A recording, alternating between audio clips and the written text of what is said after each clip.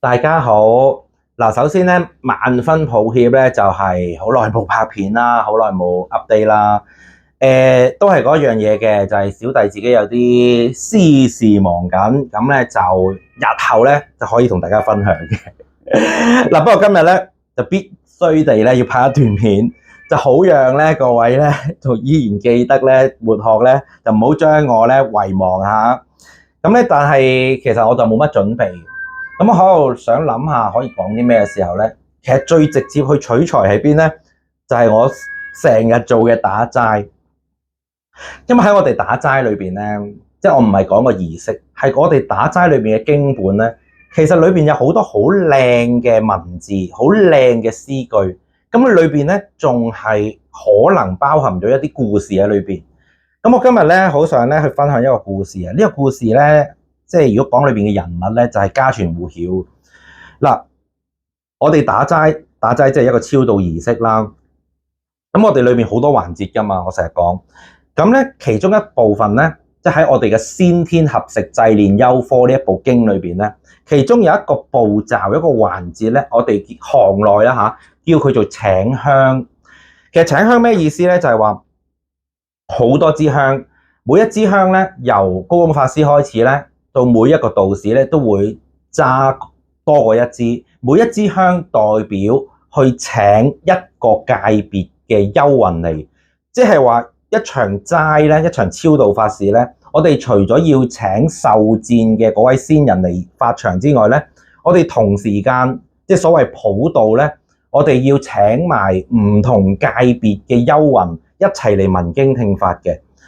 咁好啦，咁呢一段請香咧，咁我今日要分享嘅呢一段咧，其實係高公法師請嘅嗰幾炷香嘅最後一炷。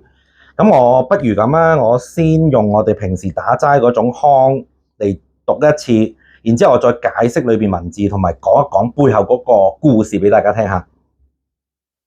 好啦，呢個咧就係咁嘅。自禪咒哀情，妙郎輕壓雙棍入官僚，終良銘刻於空中，生死悉歸於白阿薩。劍如袋銀如袋，總是浮鈎，紫羅袍綠羅袍，終歸塵土絹布畫紋。二亞方朝奏叫從天，直鞭朝陽牙路8000。至於原來應有意，好收五骨像鋼鞭。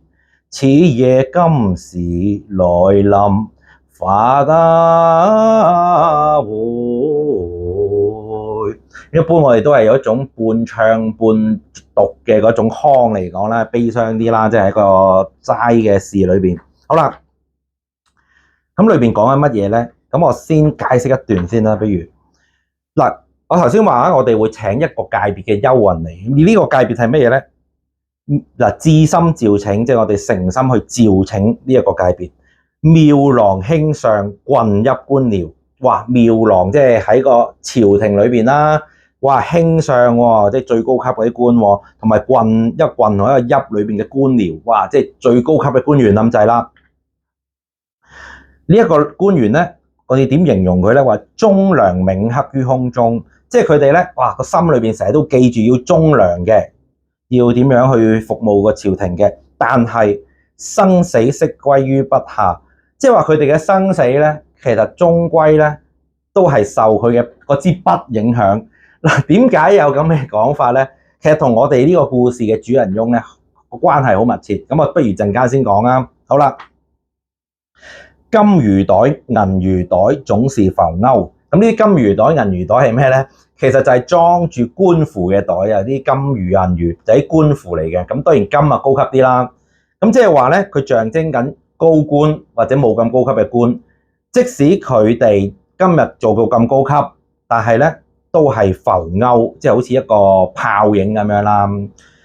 即係官場都好虛無噶嘛，好虛幻噶嘛。咁即係可能隨時都冇噶喎。紫羅袍、綠羅袍，紫羅袍就係官服，好高級嘅官服；綠羅袍就低級啲嘅官服。即係話做官啦，就算你做到好高級、好低級，終歸塵土。咁你就算幾高級都好，你都會死噶嘛。咁甚至乎頭先講官場都好虛幻噶嘛。咁隨時都會冇嘅。咁所以咧，其實即係我哋呢一段都有啲勸息嘅嗰種，即係有陣時打齋就係成日經常會有呢種，就係勸啲幽魂你唔好咁留戀生前嘅嘢啦，啲好虛無嘅。你就算話你生前係啊坐擁黃金萬貫，掛官高到幾多級別，都係一下子會冇噶嘛。好啦，終歸塵土，君不聞咁樣，啲君不聞就係一個感嘆啦。難道你即係君你冇聽過咩咁樣？好啦。後邊嗰幾句咧，就係今日講嘅重點。其實係嚟自一首詩。呢一首詩咧，當然啦，呢一個休科呢個經裏邊咧，其實佢係節錄咗呢首詩嘅頭兩句同尾兩句嘅啫，中間仲有4句嘅。咁呢首詩嘅作者係邊個咧？就係我哋嘅主角韓愈。嗱，韓愈咧就係唐末嘅一個好出名嘅文人啦。如果大家有讀中文咧，就會記得有唐宋古文8大家噶嘛，咁佢就係即係其中一個啦。咁佢除咗係一個文人之外咧，佢仲有一個好高級嘅官，高級到乜嘢咧？高級到係吏部尚書。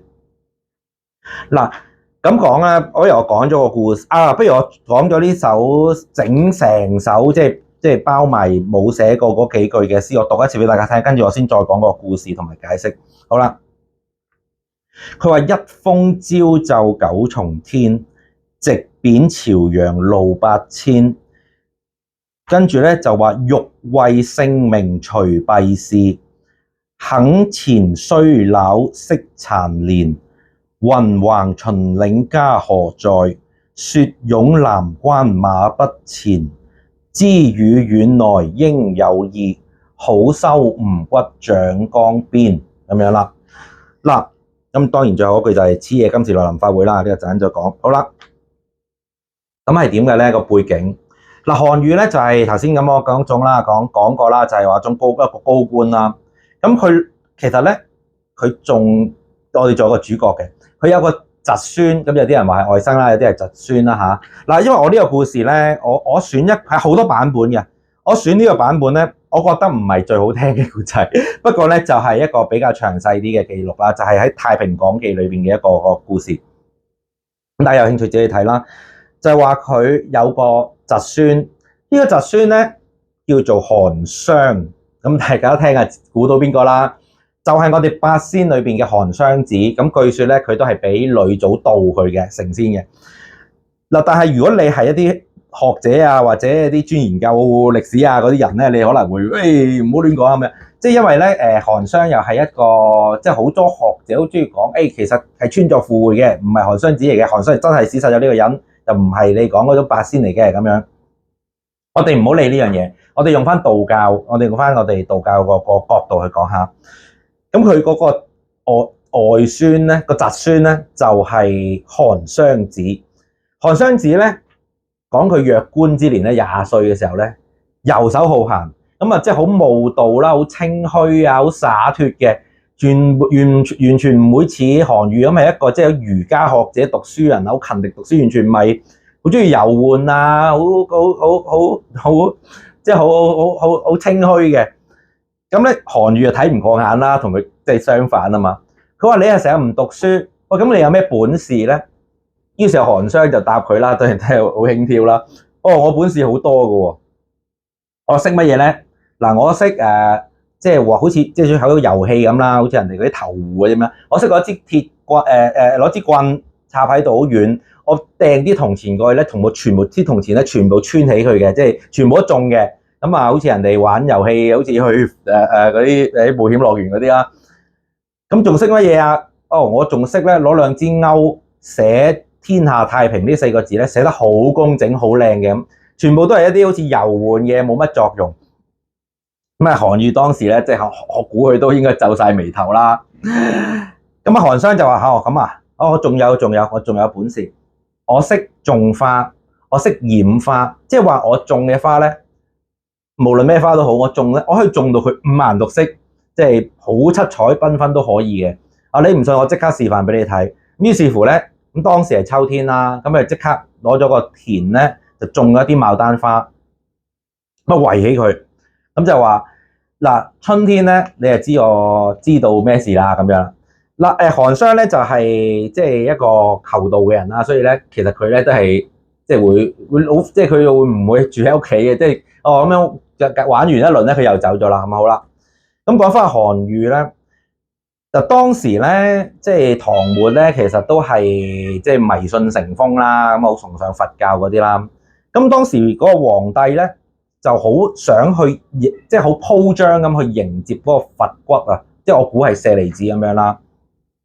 韓愈咧喺歷史上咧，的確係寫過一篇咧，即係上奏嗰邊即係上書咧，去反對呢樣嘢，就話唔好去即係做呢啲嘢，要批評呢個嘢唔啱。於是乎咁當然你批評皇上就梗係大鑊啦。咁咧即係個罪咧，即係可以係去到死罪咁上下嘅喎。咁所以點解我頭先講即係生死悉歸於筆下咧？你就算做到咁高級嘅官，你隨時你支筆寫錯一個字，你都即係由生變死㗎啦。咁咧當然啦，韓愈咁高級啦，亦都即係我相信有好多人會同佢求情咁樣啦。最終皇帝咧冇殺佢，只係將佢貶去108000里啦，即係你要講8000里路，8000里路好偏僻荒蕪嘅潮州。而家嘅潮州當然係好先進啦，係咪？但係當時你諗下長安嘅潮州好遠路，同埋咧中間係荒蕪，咁即係話你其實唔係貶官咁簡單，其實你係即係生死都即係茫茫嘅，你都唔知道中途去唔去到，咁冇辦法啦，咁你依然要即係要遵命噶嘛。咁去到即係一出個秦嶺，咁去啲荒蕪嘅地方，就其實已經行唔到啦，條路已經落雪啦，又剩啊，根本都去唔到啦。喺好迷失啊、好悲傷嘅時候咧，佢就見翻韓商，即係見翻佢個即係侄孫，就嚟接佢。咁啊，仲對阿韓愈好好啦，點樣即係幫中間又即係都係接待佢啊，又幫佢啊咁樣。最後咧，去到過咗啊，去到嗰個即係接佢嘅地方咧，阿韓愈問佢呢度係邊度啊咁樣。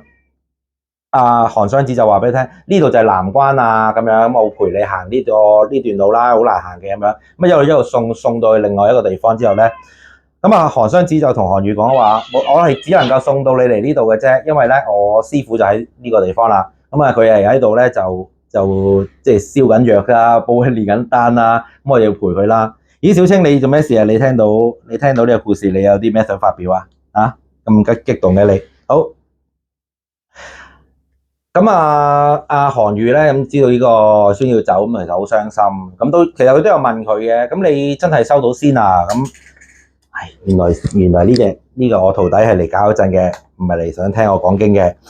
好啦，咁佢話係啊，真係收到仙啊。不過唔係，佢就答阿韓愈就話收唔收到仙咧？佢即係答得幾圓嘅，即係得之就係隨心啦，失之亦都從心啦，即係睇你個心咯。咁你。即係亦都咁樣教誨翻，即係完全本來好封建、好保守嘅韓愈咁亦都咁同佢講。咁咧，但係最終都要分別啦。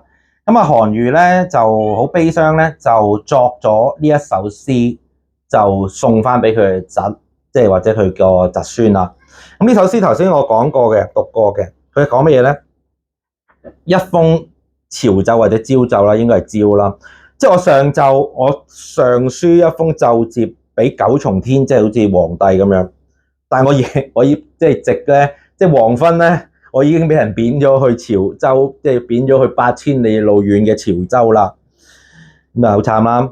好啦，佢就話咧，我本來咧欲為聖明除弊事，我本來一心咧係想幫皇帝去除去一啲唔好嘅嘢，點知咧？即係我自己咧，即係衰朽惜殘年，即係可惜我自己已經年老啦，都冇咁嘅能力啦。咁而家咧，雲橫秦嶺家何在？即係我而家嚟到呢個咁荒蕪偏僻嘅秦嶺咧，我都唔知自己屋企喺邊啦已經。雪擁南關馬不前，即係頭先講啊嘛，呢度係南關，我呢度落晒雪，我隻馬都行唔到。最後兩句就更加慘啦，就我哋經裏邊有啦。咁佢就有少少，即係當然呢個唔係事實啦，但係佢就有少少咩，即係有少少咁嘅悲憤。佢話知與遠來應有意，我知道咧，即係韓湘子你咁遠嚟到咧，你應該係有用意嘅。其實你係咪即係好修吳骨將江邊？其實你係唔係嚟幫我即係執骨嘅咧？你係咪幫我收屍嘅咧？嗱，我咧要暫停一下，你係咪真係搞搞震啦嚇？而家啲貓真係真係搞搞震嚇。好啦，即係點解即係啲構思咧會悲傷嘅？其實我讀出嚟都好悲傷啊！點解咧？因為我以前咧好耐之前啊，咁修道前咧，即係曾經去黃大仙求過一支籤咧，其中一支籤咧就係有呢句，即係我當然而家唔記得編號籤同埋咩籤文啦，即係大概就係。即係當時求籤咧，即係咧一定係最慘、最煩惱嘅時候去求啊嘛。你問下呢件事點算咧？你求到呢一支籤咧，就唔係話你唔好定唔好。我話你而家咧就好似棘咗喺個風雪裏邊，都望前路都唔知點算咁啊！又好慘啊！你知呢下籤嚟嘅應該。好啦，咁其實有呢支籤嘅，大家自己揾下啦。咁啊大概就係話，即係就係咁樣啦。咁啊。呢個故事未完結嘅，咁雖然即係韓愈之後咧，即係因為韓湘子接連之後咧，送走佢最困難嘅嗰段之後咧，其實佢都順利啦，咁啊之後都官場都尚算順利啦，當然冇交代啦故事。但係呢個故事咧，其實仲有後續，就係話春天到啦，原來咧嗰啲花咧開出嚟真係七彩斑斕嘅。咁咧最神怪嘅地方係咩咧？就係每一嗰啲開出嚟嘅每一朵花嘅花瓣裏邊咧，正正就係寫住係每一個花瓣裏邊寫住雲橫秦嶺家何在，雪擁南關馬不前呢兩句喎。咁因為佢嗰陣時即係個詩裏面講，即係個故事裏面講咧，就話好細隻字啦，係唔係人可以寫得到咁細嘅？喺一個花瓣裏邊寫咁多字，咁所以呢個係神蹟嚟嘅。咁即係證明乜嘢咧？其實就係。即係韓湘子其實一早知道韓愈有呢個下場，但係即係天機不可泄露啦，只能夠埋下一個咁嘅即係玄機喺度咯。咁所以咧，我話呢個故事唔係最好聽嘅就係佢唔係一個預言嚟噶嘛。